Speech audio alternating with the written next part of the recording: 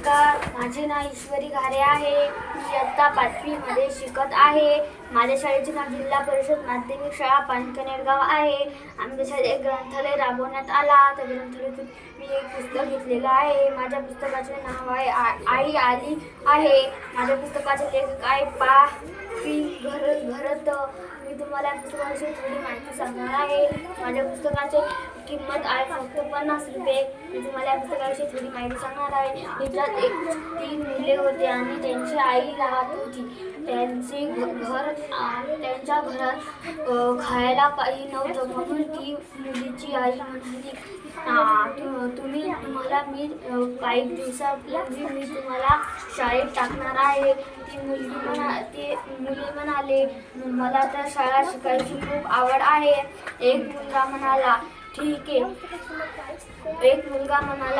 म्हणून त्याची आई म्हणाली, मी आज तुम्हाला काहीतरी खायासारखं बघत आहे. त्याची आई म्हणत आहे, मी तुम्हाला या पुस्तकाविषयी थोडी माहिती सांगणार आहे. मी तुम्हाला दुसरी गोष्ट सांगणार आहे.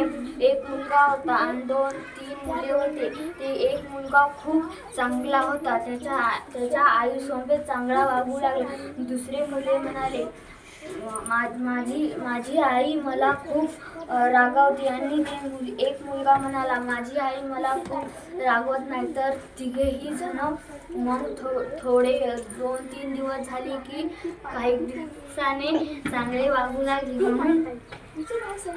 म्हणून आपल्याला आईची गरज आहे. त्या दोघांनी एक अन्नाचा साठा तयार केला आणि त्यांची आई ती मुले म्हणाले, आई आली आहे.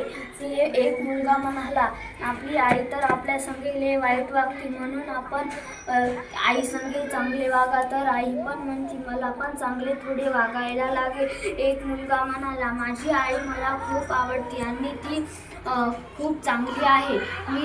आणि ती आई खूप चांगली आहे.